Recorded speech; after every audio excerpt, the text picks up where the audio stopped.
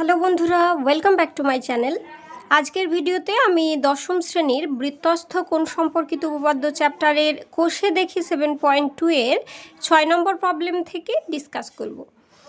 তার আগে বলে রাখি, চ্যানেলে নতুন হলে অবশ্যই চ্যানেলটিকে সাবস্ক্রাইব করো এবং পাশের বেল আইকনটিকে প্রেস করো।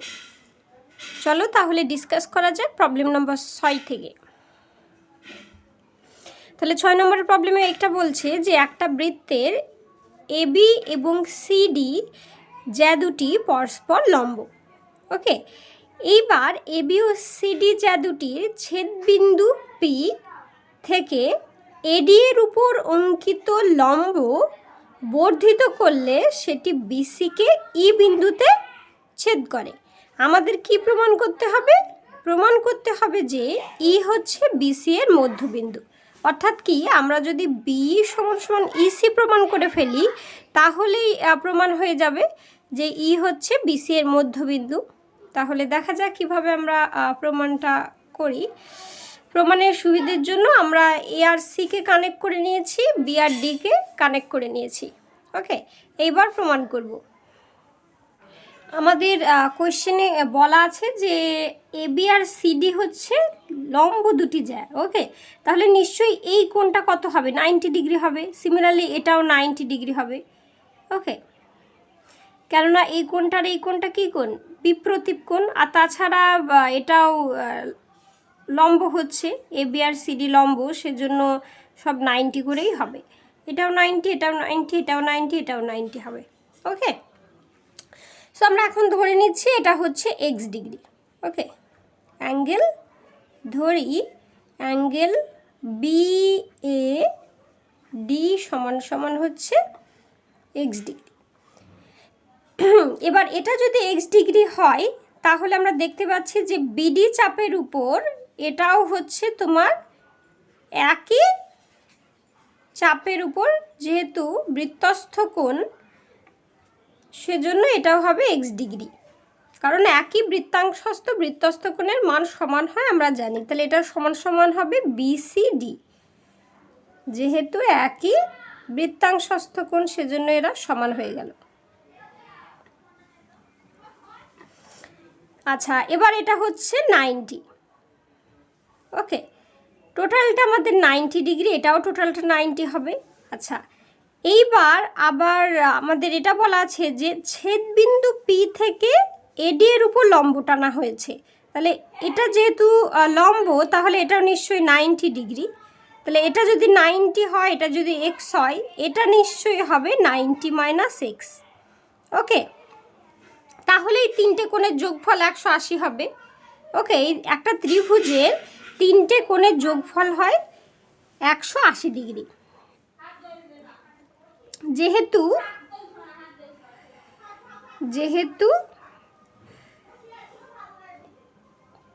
পিএফ হচ্ছে লম্ব, তাই তো? কার উপর লম্ব? এডি এর উপর লম্ব, এডি এর উপর। Okay, so angle A F P এটা কিন্তু 90 ডিগ্রি। এখান থেকে আমরা বলতে পারবো অ্যাঙ্গেল এ পি এফ এটা কত হবে?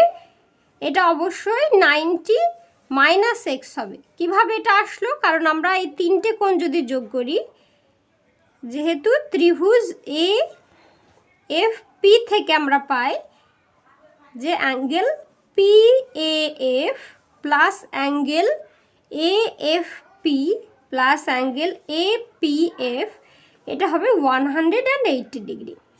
পি এফ হচ্ছে এক্স ডিগ্রি, এফ পি হচ্ছে 90, অ্যান্ড অ্যাঙ্গেল এপিএফকে আমাদের বার করতে হবে। সো এটা আমরা এখান থেকে বার করে ফেলব। এটা হয়ে যাবে 90 minus X degree after calculation. Okay, তাহলে এইটুকু জাস্ট এপিএফ এটা যদি 90 মাইনাস এক্স হয়, তাহলে এটার সাথে বিপ্রতীপ কে হচ্ছে এইটা, তাহলে এইটা হয়ে যাবে 90 মাইনাস এক্স। তাহলে অ্যাঙ্গেল বিপিই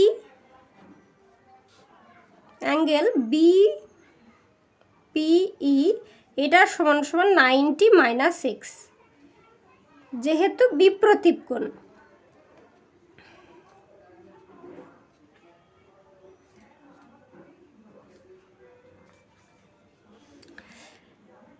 এখন যদি আমি টোটাল এই এপিডি ত্রিভুজটাকে নিই, ওকে, এই ত্রিভুজের ক্ষেত্রে কি হবে, এটা এক্স হলো আর এই টোটালটা তো 90, ওকে, তাহলে টোটালটা যদি 90 হয় এটাও এক্স হবে, কারণ এটা 90 মাইনাস এক্স, তাহলে এটাকে এক্স হতে হবে, তাহলেই এটা আর এটা যোগ করে আমরা 90 পাবো, ওকে। তাহলে এটা যদি আবার এক্স হয় এটাও আমরা কি পাবো, এক্স পাবো, ওকে, কারণ এই কোণটা আর এই কোণটা আবার বিপরীত, যেহেতু অ্যাঙ্গেল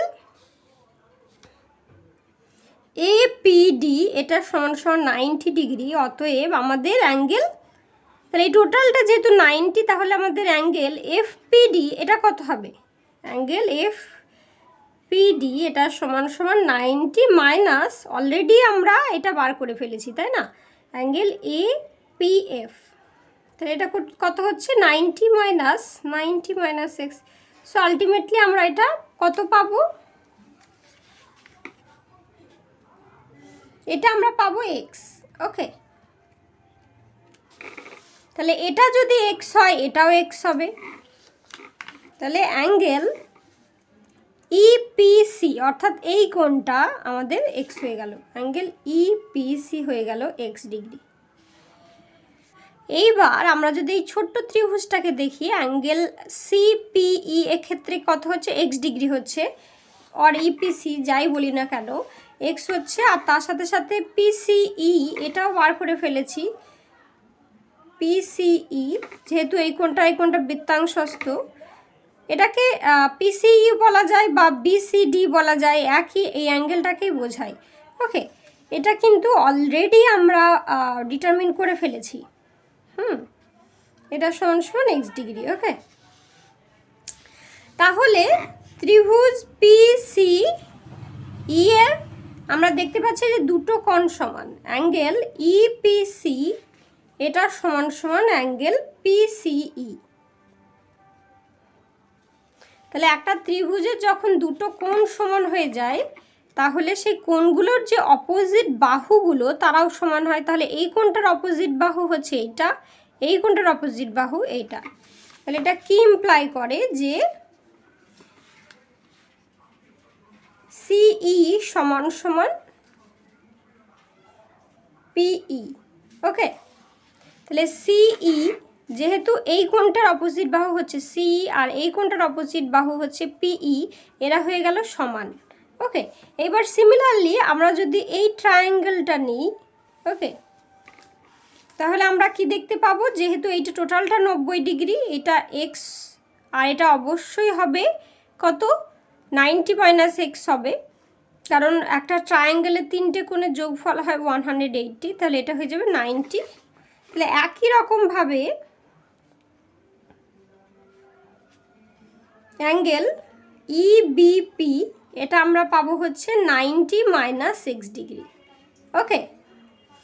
এটা যখন 90 মাইনাস এক্স হবে, এটা অলরেডি আমরা জানি 90 মাইনাস এক্স পেয়ে গেছি, তাহলে এক্ষেত্রেও দুটো কোণ সমান হয়ে যাচ্ছে, তাহলে কোণগুলোর অপোজিট বাহুগুলোও সেম হবে, তাহলে এটা সমান সমান, তাহলে এবার আমরা এই ত্রিভুজটাকে কনসিডার করছি পিবিই, ত্রিভুজ পিইবি থেকে পাই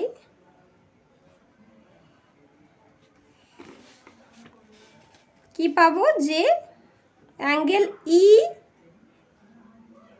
ইবিপি এটা তো 90 মাইনাস এক্স, তার আগে আমরা এটা প্রমাণ করেছি যে অ্যাঙ্গেল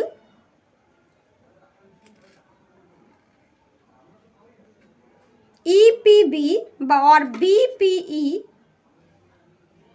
এটা সমান সমান 90 মাইনাস এক্স, ওকে। তাহলে যেহেতু কোণগুলো সমান তাহলে এদের অপোজিট বাহুগুলোও সমান হবে, তাহলে যেহেতু এই কোণটা সমান, তাহলে এই কোণটার অপোজিট বাহু কোণটা বি আর এই কোণটার অপোজিট বাহু কোণটা পি, তাহলে এরা সমান হবে, তাহলে এখান থেকে আমরা বলতে পারবো যে পি সমান সমান বিই, ওকে। তাহলে আগেরটাকে যদি আমি 1 নম্বর নাম দিই আর এটাকে যদি 2 নম্বর নাম দিই, তাহলে এই দুটো 1 ও 2 থেকে আমরা পাচ্ছি